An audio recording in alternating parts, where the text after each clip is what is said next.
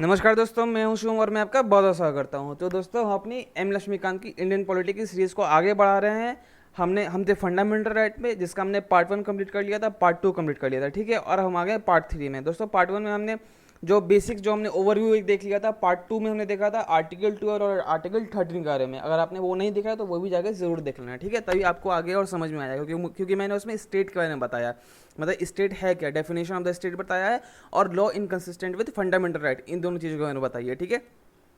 तो अगर आपको बेसिक पता रहेगा तो आगे आपको समझने में और ज़्यादा आसानी होगी, ठीक है।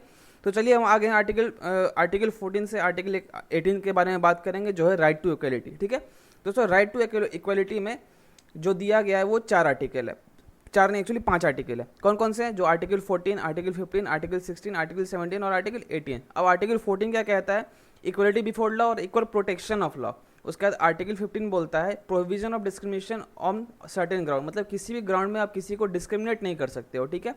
आर्टिकल 16 में कहता है equality of opportunity in public employment, मतलब सरकारी जो नौकरी होती है, पब्लिक एम्प्लॉयमेंट जो होती है, उसमें सबको इक्वली ट्रीट करना है, इक्वल सबको अपॉर्चुनिटी देना है, ठीक है। आर्टिकल 17 बोलता है अबॉलिशन ऑफ अनटचेबिलिटी, मतलब छुआछूत को ये अबॉलिश करता है। उसके बाद आर्टिकल 18 बोलता है अबॉलिशन ऑफ टाइटल, ठीक है। तो ये तो था अपना राइट टू इक्वलिटी का एक ओवरव्यू। लेकिन दोस्तों, आज का जो अपना लेक्चर रहेगा वो हम बेसिक फोकस रखेंगे अपना आर्टिकल 14 पे, ठीक है। तो आर्टिकल 14 को शुरू करते हैं। अब बेसिकली दोस्तों, आर्टिकल 14 में 2 क्लॉज है, आर्टिकल 14 क्लॉज 1 और आर्टिकल 14 क्लॉज 2।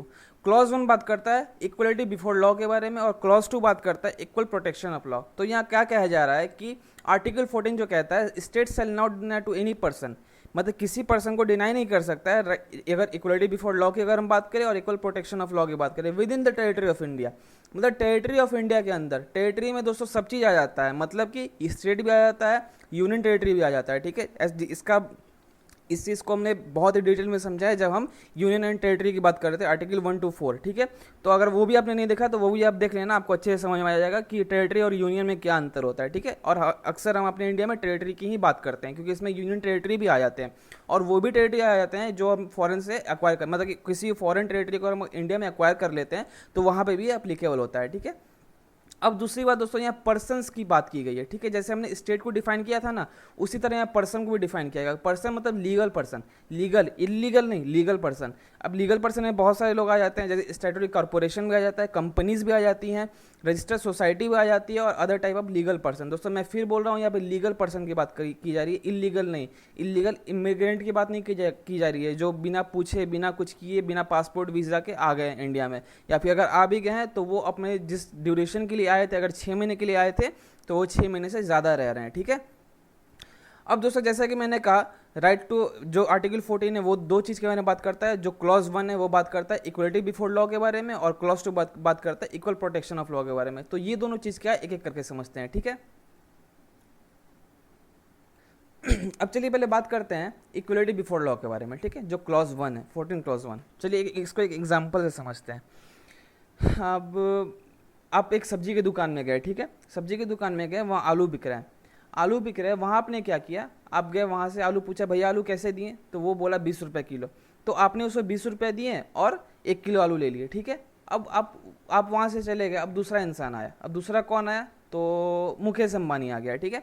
मुकेश अंबानी आ गया, उसने पूछा भैया आलू कैसे किलो दिए? वो भी बोला 20 रुपये किलो। उसने भी 20 रुपये दिए तो 1 किलो आलू लिए। अब तीसरा कौन आ गया? तीसरा आ गया हमारे प्रधानमंत्री आ गया, ठीक है। वो आ गए, वो बोले भैया आलू कैसे दिए?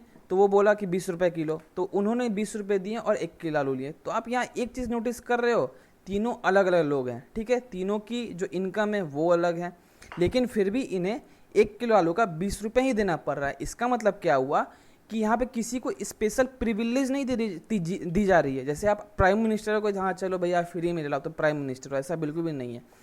आप जैसे मुकेश अंबानी है, वो बहुत पैसा वाला है, अब ऐसा नहीं है आप 20 रुपये दाम है तो उसको 40 रुपये में दे रहे हैं, ऐसा भी नहीं है। सबको इक्वली ट्रीट किया जा रहा है, वो चाहे रिक्शा वाला हो, चाहे एक टीचर हो, चाहे मुकेश अंबानी हो, चाहे प्रधानमंत्री हो, सबके लिए सेम लॉ, सेम ट्रीट किया जा रहा है। तो यही दोस्तों है इक्वलिटी बिफोर लॉ।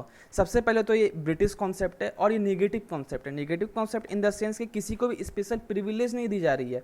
अब वो चाहे आप लाल बत्ती की गाड़ी से आए हो, या साइकिल से आए हो, या रिक्शा से आए हो, सबको इक्वली ही ट्रीट किया जा रहा है ना। तो यहाँ पे किसी को स्पेशल प्रिविलेज नहीं दी जा रही है। दूसरा, जो भी लॉ है और लॉ से ऊपर कुछ नहीं है, जो लॉ ऑफ द लैंड है उससे ऊपर कुछ नहीं, सबको लॉ ऑफ द लैंड के अकॉर्डिंग ही ट्रीट किया जा रहा है, ठीक है, वो चाहे कोई भी हो, ठीक है। No person is above the law, मतलब कोई भी पर्सन लॉ के एबव नहीं है, सबसे ऊपर लॉ है, उसके नीचे ही कुछ आता है, ठीक है, लॉ के ऊपर कुछ भी नहीं आता है, ठीक है। ये तो आपने समझ गया होगा इक्वलिटी बिफोर लॉ के बारे में। अब दोस्तों थोड़ा सा बात करते हैं इक्वल प्रोटेक्शन ऑफ लॉ के बारे में। अब दोस्तों इक्वल प्रोटेक्शन लॉ को भी एक एग्जांपल से समझते हैं। चलिए एक घर का एग्जांपल ले लेते हैं। एक घर में दो बच्चे हैं, ठीक है, एक 5 साल का है, एक 10 साल का है, ठीक है। अब मान लीजिए अब ये कहा गया कि दोनों को इक्वली ट्रीट करना है, ठीक है। इक्वली ट्रीट करने से सेंस की जैसे अगर इसको पढ़ाया जा रहा है तो इसको भी पढ़ाया जा रहा है, अगर इसको कपड़े दिए जा रहे हैं तो इसको भी कपड़े दिए जा रहे हैं, इसको अगर खाना दिया जा रहा है तो इसको भी खाना दिया जा रहा है, ठीक है। सब दोनों को इक्वली देख रहे हैं। लेकिन एक चीज़ आप सोच के देखो, क्या जो ये अगर जितना खाना खाएगा 5 साल वाला उतना ही खाना 10 साल वाला भी खाएगा क्या? आप एक चीज़ सोच के देखो, अगर इसका पेट अगर एक रोटी में भर जा रहा है तो इसका जो 10 साल वाला है उसका भी एक रोटी में पेट भर जाएगा? नहीं ना। अगर इसका एक्सपेंसेस पर डे का 10 रुपया है तो इसका एक्सपेंसेस क्या 10 रुपया ही होगा? नहीं ना होगा। दोस्तों यही कहता है इक्वल प्रोटेक्शन ऑफ लॉ, मतलब कि हमें इक्वल प्रोटेक्शन लॉ की डिमांड करनी चाहिए। सबसे पहले तो ये अमेरिकन कॉन्सेप्ट है और ये पॉजिटिव कॉन्सेप्ट है। पॉजिटिव कॉन्सेप्ट कैसे है ये मैं बताता हूँ। पहले तो ये कहा जा रहा है कि सबको पहले इक्वल सर्कमस्टेंस में लाओ, मतलब सबको पहले इक्वली लाओ, तब उसको लॉ के अकॉर्डिंग ट्रीट करो। अब इक्वली लाने का मतलब क्या हुआ? जैसे दोस्तों यहीं से आया था वुमेन का कॉन्सेप्ट, मतलब कि अगर विमेन को अगर किसी भी स्पेशल प्रिविलेज दी जा रही है या फिर उनको थोड़ा सा रिजर्वेशन दिया जा रहा है तो क्या वो आर्टिकल 14 का वायलेशन होगा? नहीं ना। उनको क्या किया जा रहा है, अगर मान लो पिछड़े हुए हैं तो उनको पहले एक साथ लाया जा रहा है, ठीक है, सबको एक लाइन में लाया जा रहा है, तब उसके बाद उनको ट्रीट किया जा रहा है लॉ के अकॉर्डिंग। जैसे मान लो एक ग्राउंड है रेस का, ठीक है, रेस का ग्राउंड है, एक को मैंने यहाँ से दौड़ाया, एक को यहाँ से दौड़ाया और एक को यहाँ से दौड़ाया। डेस्टिनेशन पॉइंट दोस्तों ये है, ठीक है। सबसे पहले कौन पहुँच जाएगा? एक ही टाइम में मैंने सबको दौड़ाया, ये तो जल्दी पहुँच जाएगा ना, ये थोड़ा सा लेट से पहुँचेगा, इसको थोड़ा सा और टाइम लगेगा। तो क्या हम सबको इक्वली ट्रीट कर रहे हैं? नहीं ना। तो यही दोस्तों बोलता है आर्टिकल 14 क्लॉज 2, मतलब सबको सिमिलरली ट्रीट करना है, पहले सबको एक जगह लाना है, एक सर्कमस्टेंस में लाना है, तब उस पर कोई भी लॉ इम्पोज करना है। Similar application of the same law to all person who are similarly situated, मतलब कि जैसे मान लीजिए कि जैसे रिक्शा वाला है, ठीक है, उन सबको एक जैसा ट्रीट करना है। जैसे कोई बहुत पैसा वाला, उन सबको एक जैसा ट्रीट करना। अगर सबको एक जगह ट्रीट करना है तो जो रिक्शा वाला है उसको भी पहले यहाँ पे इस पोजीशन पे लाओ, मतलब कि इसको भी उतना पैसा दो, तब सबको इक्वली ट्रीट करो। तो दोस्तों कहीं ना कहीं ये पॉजिटिव कॉन्सेप्ट हुआ ना, ये कहीं ना कहीं प्रिविलेज दे रहा है ना जो गरीब तबके के लोग हैं। एक मैं एग्जाम्पल के थ्रू समझा रहा हूँ, ठीक है, ये आप इससे रिलेट मत कर लेना, ठीक है, एक एग्जाम्पल के थ्रू समझा रहा हूँ कि सबको इक्वली पहले लाया जा रहा है, तब उसको इक्वली ट्रीट किया जा रहा है लॉ के अकॉर्डिंग। अब like should be treated like, मतलब सबको एक जैसा ट्रीट करना है विदाउट एनी डिस्क्रिमिनेशन। तो ये कहीं ना कहीं पॉजिटिव कॉन्सेप्ट है। और दोस्तों ये भी दो चीज़ याद रखना कि ब्रिटेन से कौन सा लॉ आया है और अमेरिकन ओरिजिन कौन सा है, ठीक है। तो दोस्तों ये याद रखना कि जो इक्वलिटी बिफोर लॉ है वो ब्रिटेन का ओरिजिन है, और जो इक्वल प्रोटेक्शन ऑफ लॉ है ये अमेरिकन कॉन्सेप्ट है, ठीक है। खैर बुक में ये बात नहीं दी हुई है, लेकिन मैं आपको बता दूं कि ये जो कॉन्सेप्ट है इक्वल प्रोटेक्शन ऑफ लॉ, इसका थीसिस दिया था, मतलब इसका जो थ्योरी दिया था, ये एक एरिस्टोटल थे जो ग्रीक के एक फिलोसफर थे बहुत बड़े, उन्होंने इसका कॉन्सेप्ट दिया था, ठीक है, इक्वल प्रोटेक्शन ऑफ लॉ का। ये दोनों चीज़ याद रखना कि ये पॉजिटिव कॉन्सेप्ट है और ये नेगेटिव कॉन्सेप्ट है। ये कहीं ना कहीं किसी एग्जामिनेशन में डायरेक्टली पूछा जा सकता है कि इक्वलिटी बिफोर लॉ कौन सा है, इक्वल प्रोटेक्शन ऑफ लॉ कौन सा है। तो equality before law British origin, equal protection of law American origin, ठीक है। अब दोस्तों देख लेते हैं रूल ऑफ लॉ क्या होता है। तो रूल ऑफ लॉ जो क्या होता है ये में देख लेते हैं कि ये जो इक्वलिटी बिफोर लॉ का जो कॉन्सेप्ट था वो रूल ऑफ लॉ से ही निकल के आया। अब रूल ऑफ लॉ किसने प्रोपोनेंट किया था? तो वो किया था ईवी डाइसी ने। ईवी डाइसी एक्चुअली एक ब्रिटेन के ज्यूरिस्ट थे, उन्होंने इसका कॉन्सेप्ट दिया था, ठीक है। अब बेसिकली ये जो रूल ऑफ लॉ है वो तीन कॉन्सेप्ट को बताता है। वो क्या क्या है? जो पहला और दूसरा है वो तो अपने इंडिया में लागू होता है, लेकिन जो तीसरा वाला है ये अपने इंडिया में लागू नहीं होता है। अब पहला क्या, मतलब एब्सेंस ऑफ आर्बिट्रेरी पावर की बात की गई है, मतलब कि कोई भी पर्सन जो लॉ के अकॉर्डिंग ही ट्रीट किया जाएगा, मतलब उसको अगर उनको पनिशमेंट दी जा रही है, नो पर्सन, दोस्तों यहाँ पर्सन की बात हो रही है, ठीक है, मतलब सब उसमें पर्सन में सब आ जाते हैं, लीगल पर्सन, फॉरेनर्स, वो लोग हैं, सब आ जाते हैं, ऑल सिटीजन, मतलब ऑल पर्सन को दी गई है, ठीक है, ये राइट। तो जो भी अगर मान लीजिए अगर चोरी का अगर सज़ा अगर 3 महीना है तो सबको 3 महीना ही दिया जाएगा सज़ा। ऐसा नहीं है किसी को आर्बिट्री पावर है, अगर किसी का बहुत ज़्यादा पावर है तो उसको 2 महीना ही दिया जाएगा, ऐसा बिल्कुल भी नहीं है। सबको इक्वली ही ट्रीट किया जाएगा, मतलब कि लॉ से ऊपर कोई नहीं है, इक्वलिटी बिफोर लॉ। मतलब लॉ ऑफ द लैंड जो है, मतलब ऑल सिटीजन, सब सिटीजन की बात की कि वो चाहे गरीब हो चाहे अमीर हो कोई भी हो, सबको ऑर्डिनरी लॉ के अकॉर्डिंग ही ट्रीट किया जाएगा। अब जो दोस्तों ये तीसरा जो कहता है, जब प्राइमेसी ऑफ द मतलब जो इंडिविजुअल की जो राइट होती है, that is the constitution a result of individual as defined.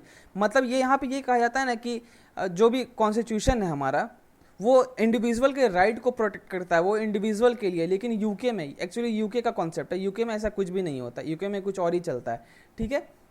तो ये कहता है। अब दोस्तों जैसे मैंने को कहा, ये पहला और दूसरा हमारे इंडिया में एप्लीकेबल है, लेकिन तीसरा वाला एप्लीकेबल नहीं है। अब दोस्तों और एक बात यहाँ पे कही जाती है कि जो आर्टिकल 14 है ये actually basic structure of the constitution है, ठीक है। यहाँ पे आर्टिकल 14 को बेसिक स्ट्रक्चर बना दिया, मतलब इवन अमेंडमेंट से भी हम इसमें कोई बदलाव नहीं कर सकते हैं, ठीक है। तो ये तो था अपना आर्टिकल 14। अब दोस्तों आर्टिकल 14 के ना कुछ एक्सेप्शंस हैं, वो भी देख लेते हैं कि एक्सेप्शन क्या क्या है इसके। दोस्तों एक्सेप्शन में बात की जाती है कि जो प्रेसिडेंट ऑफ इंडिया है और जो गवर्नर ऑफ स्टेट है उसको कुछ स्पेशल इम्यूनिटी दी गई है आर्टिकल 361 के अंदर। अब वो क्या क्या है, मतलब not answerable to any court for exercise and performance of the power duties in office. मतलब किसी भी उनकी जो पावर है अगर उसको उनको अगर वो यूज़ कर रहे हैं तो उनको किसी भी कोर्ट में कोई मतलब कि उनको आंसर देने की ज़रूरत नहीं है, ठीक है। अब अगर उनकी जो ऑफिस है उनके टर्म के दौरान उन पर कोई क्रिमिनल प्रोसीडिंग नहीं चल सकती है, ठीक है। किसकी बात की जा रही है यहाँ पे, प्रेसिडेंट ऑफ इंडिया और गवर्नर के बारे में बात कर रहा हूँ, ठीक है। उसके बाद no process of arrest and imprisonment shall be issued from the any court. मतलब कि प्रेसिडेंट को और गवर्नर को कोई भी जेल में नहीं डाल सकते हैं, ठीक है। उसके बाद नो सिविल प्रोसीडिंग, मतलब कोई भी सिविल प्रोसीडिंग नहीं चल सकता है किसी भी कोर्ट में, किसके लिए, मतलब प्रेसिडेंट और गवर्नर के लिए। ये तो था अपना पहला। अब दूसरा क्या कहता है, no person shall be liable to any civil proceeding in any court. अगर कोई भी न्यूज़पेपर में अगर कुछ छाप रहा है, अगर वो कुछ सही है और किसी को वो खराब लग गया तो वो उस पर केस नहीं कर सकता, उस पर कोई भी उस पर कोई भी क्रिमिनल प्रोसीडिंग नहीं होगा, ठीक है। अब यहाँ पे न्यूज़पेपर में कुछ भी आ सकता है, टेलीविज़न रेडियो किसी में भी अगर कोई भी वो न्यूज़ दे रहा है अगर वो सही है, ठीक है, लेकिन वो किसी को खराब लग गया तो उस पर वो कोई भी केस नहीं कर सकता, कोई भी क्रिमिनल प्रोसीडिंग उसमें नहीं चलेगा। ये कहता है आर्टिकल 361, ठीक है। उसका कहता है यहाँ दोस्तों बात हो रही है मेंबर ऑफ पार्लियामेंट के बारे में, मतलब एमपीज की बात हो रही है यहाँ पे। Shall not liable to any proceeding in court respect to anything said और vote by him in the parliament और कमेटी। मतलब कोई भी कमेटी में अगर वो कुछ कर रहे हैं या फिर कुछ भी बोल रहे हैं पार्लियामेंट में तो उन पर कोई भी क्रिमिनल प्रोसीडिंग नहीं चलेगा। ये कहता है आर्टिकल 105, मतलब 105, ठीक है। अब दोस्तों वहाँ पे सेम जैसे वहाँ एमपीज की बात की जा रही थी, यहाँ पे एमएलएस की बात की जा रही है जो स्टेट लेजिस्लेचर के हैं, उसको भी उनको कोई भी क्रिमिनल प्रोसीडिंग उसमें नहीं चल सकती है, ठीक है। अब ये कहता है आर्टिकल 194। अब दोस्तों आर्टिकल 31C की बात करते हैं, जो एक एक्सेप्शन है आर्टिकल 14 का। यहाँ दोस्तों एक्चुअली डायरेक्टिव प्रिंसिपल की बात की जा रही है। डायरेक्टिव प्रिंसिपल क्या होता है वो मैं आपको आगे, खैर वो एक पूरा चैप्टर ही है एज अ लगे फंडामेंटल राइट, तो उसके बारे में बात करूँगा। तो यहाँ पे क्या कहा जा रहा है कि जो भी डायरेक्टिव प्रिंसिपल के जो क्लॉज बी और क्लॉज सी हैं आर्टिकल 39 के, can not be challenge on the ground of violation of article 14। अब ये जो आर्टिकल 39 का क्लॉज बी और क्लॉज सी क्या है ये मैं आपको थोड़ा सा बता देता हूँ। तो दोस्तों आर्टिकल जो 31C है वो बेसिकली क्या बात करता है, कुछ लॉ है डायरेक्टिव प्रिंसिपल को उनको सेव करने के लिए यूज़ किया जाता है। और ये सुप्रीम कोर्ट ने ये भी कहा था कि जब आर्टिकल 31 आएगा तो आर्टिकल 14 चला जाएगा, ठीक है। तो ये सुप्रीम कोर्ट ने कहा था। अब दूसरा क्या होता है कि जो फॉरेन रूलर्स है, मतलब फॉरेन सॉवरेंस है, मतलब जो एम्बेसडर हैं, जो डिप्लोमेट्स हैं, वो एक इम्यूनिटी इंजॉय करते हैं, मतलब उन पर कोई भी सिविल या फिर क्रिमिनल प्रोसीडिंग नहीं चल सकती है। और उसका कहा जाता है कि जो यूएनओ के मेंबर है, मतलब यूनाइटेड नेशन ऑर्गेनाइजेशन के जो भी मेंबर या फिर उनकी एजेंसी है वो डिप्लोमेटिक इम्यूनिटी को इंजॉय करती है, ठीक है। तो दोस्तों आशा करता हूँ कि आपको ये चीज़ जो आर्टिकल 14 है, आर्टिकल 14 आपको समझ में आ गया होगा। इक्वलिटी बिफोर लॉ और इक्वल प्रोटेक्शन ऑफ लॉ, ये दोनों आपको आशा करता हूँ समझ में आ गया होगा। अगर इसमें आपको कोई भी डाउट रह गया हो तो कमेंट सेक्शन में ज़रूर पूछिएगा, मैं उसको बता दूंगा, ठीक है। बाकी इसमें जितनी भी चीज़ बतानी थी मैंने वो बता दी, जो भी यूपीएससी या फिर किसी भी पीसीएस एग्जाम के लिए, एसएससी के लिए अगर इंपॉर्टेंट है वो मैंने आपको बता दिया है। तो दोस्तों आपको अगर लेक्चर अच्छा लग रहा होगा तो लाइक, शेयर और सब्सक्राइब जरूर कीजिएगा। तो मिलते हैं अगले लेक्चर में आर्टिकल 15 के साथ, और उसमें हम मंडल कमीशन के बारे में जानेंगे, ठीक है। तो आज के लिए इतना ही रहने देते हैं, आज के लिए दैट्स ऑल, थैंक यू।